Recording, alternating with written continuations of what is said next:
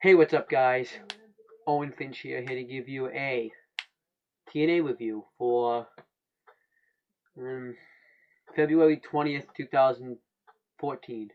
Didn't give you the review last night because I was at my buddy Steve's house and we felt like watching funny cat videos and funny vines, and we felt like watching this show called Impractical Jokers. I got it for you now, though. I'm gonna give you the. Oh, by the way, I got a text about SmackDown tonight, so we'll talk about that later. Um, So yeah, we got Taz and Mike today in commentary. Where are the commentators, by the way? I never see them. Are they still by the entrance ramp? Because we would see them there.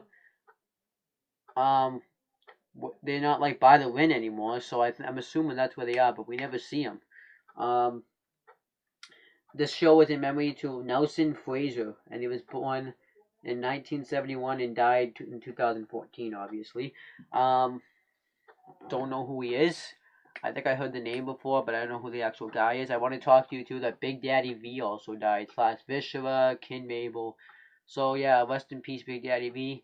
I wasn't a huge fan of his. They never really used him maybe as well they could have, but you know. So Dixie Carter, Magnus, Ethan Carter III, and Rockstar Spud are backstage, and they're gonna go settle something with MVP, and EC3 and Magnus are gonna try to be on the same page. So Magnus and Dixie Carter come out, not the champion, and Magnus calls out MVP. He says that we don't like you. You've been in prison for 9 years, and if you were in the ring with me for 9 minutes, it would be hell. Then we got okay. I gotta move this pillow and then we got MVP, and then Magnus says like that he would kick his ass, and he would make MVP his biatch. And MVP attacks him. Rockstar Spud had security hold down the American Wolves, and so EC3 and Magnus would beat down MVP, so they couldn't go save him. Then but Gano comes out because he's having a title match, and they showed like a little build up between it, because he's cashing his case tonight, and they escape. Then the American Wolves finally get out because they had attacked the security and Rockstar Spud backstage. Then Gunna and then Magnus bails, leaving EC3 to himself and kicks him in the ribs. So that was about it. Wasn't a huge fan of it. Then we get Bobby Roode's backstage. As trying to see if this is what it. Yeah, Bobby Roode is getting interviewed, and he says anything he wants to say, he'll say in the ring. Ethan Carter III's backstage, and he's pissed that Magnus just left him hanging. So he's like, "You're gonna save me because it's in your best interest." We get Samoa Joe. He wants to fight someone, so he fights the Bromans and Zima Ion. They remind me of 3MB. They're gonna be like this group that's gonna be a joke that doesn't win anything. Samoa Joe wins when he hits the rear naked choke on Zima Ion. It's pretty much what you would expect it to be, just a match, and yeah. And Christy Hemme and some guy is backstage, and he's helping her fix like a battery pack, and he leaves, and Samuel Shaw comes in and attacks him, and he goes, kind of like kidnaps him, and just beats the crap out of him. They did a lot with Samuel Shaw tonight. Uh, Bobby Roode's backstage talking to someone, and he's like, I'm sorry I let you down, but I gotta, all this friendship's on me. I want to apologize for everything that happened, and I can't change the past. James and Bobby Roode says, I don't want to be here anymore. This business um, changes you. And James Storm's like, and he was talking to James Storm, Beer Money, and he's like, just let it go, man. If the business bites you, you bite back. That's pretty much what he said. We got TNA in the United Kingdom video package. TNA. This was shown because Madison Rayne and Gail Kim were brawling, so I guess they wanted to show that. We got Madison Rayne versus Gail Kim with Lady Topper ringside in a street fight. Good match. Madison Rand attacks Gail. I forgot she was the champion, by the way, but she attacks Gail Kim with like a cookie, with a little tiny cookie sheet.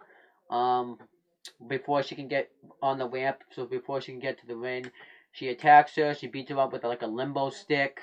Um, Gail Kim clotheslines her with it, chokes her with it. Madison Rayne throws Gail Kim into a big giant cookie sheet head first. Um, on the outside, um, Gail Kim is out on the outside, and Madison Rayne goes to dive on her, but Lady Topper catches her, and she gets him into like that choke that Brian would do, that chin choke.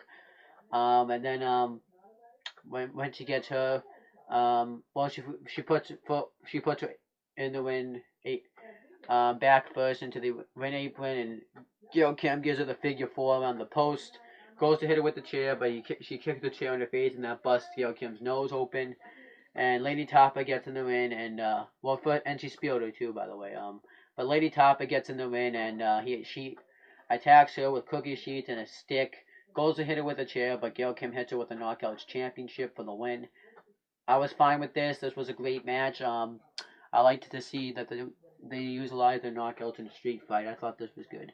Um, and Mr. Anderson and Christy have me backstage, and Mr. Anderson's showing her pictures of his twins, and Samuel Shaw is watching this. Gunner video package shows his whole career. It shows his dad, his wife, and his mother. They're talking about positive things, how he would like come home and always want to wrestle and stuff. Gunner's backstage. Gunner's backstage, and Jam Storm calls him over to talk to him.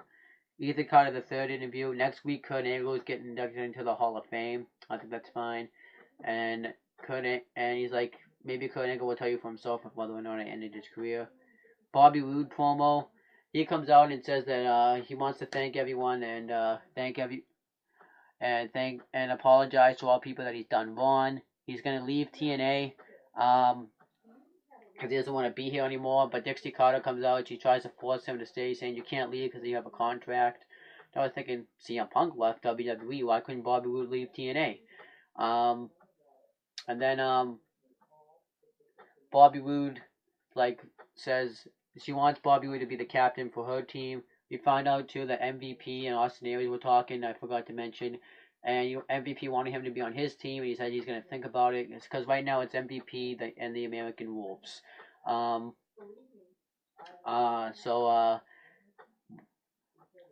was like, I don't. What do I get out of this? You promised me everything. She says that she's going to get 10%. He's going to get 10% control of TNA. And he agrees, and he says if you break this promise, I'll make it my business to make your life a living hell. I thought this was fine, but I thought it was weird that Bobby Roode didn't ask for like 50% or something. But he comes backstage to Bad Influence, Christopher Daniels, and Kazarian, and says that they want to be on his team. And Bobby would say, go prove it, because I need the best guys for this match. So they have a match with the American Wolves. Great match, good double team moves.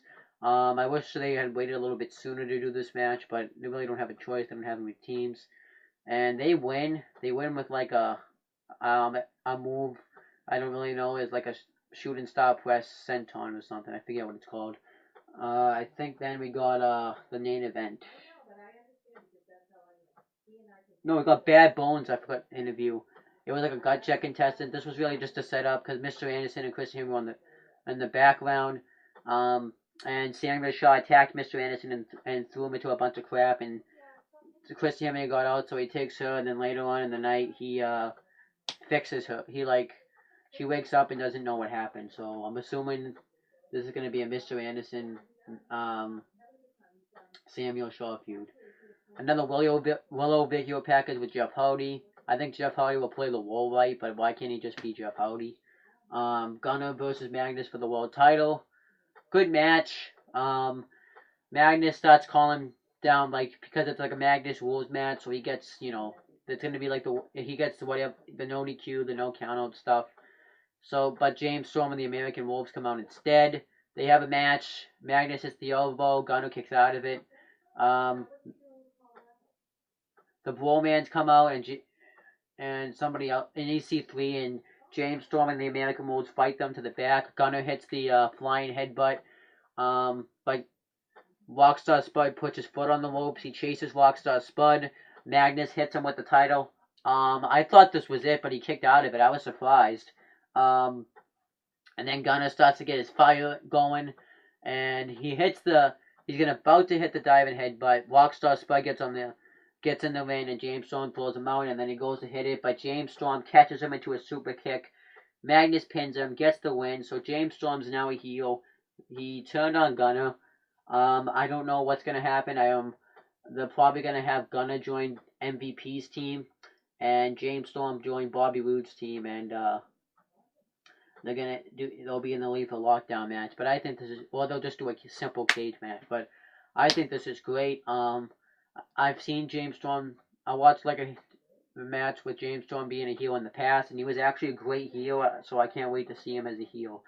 But that's pretty much it for TNA. I thought this was good. Next week we're going to get Kurt Angle's Hall of Fame induction.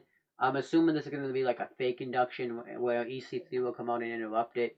And then next week we're going to get Bobby Roode versus MVP. That should be a good match. I like both wrestlers. But that's pretty much it, guys. Peace out.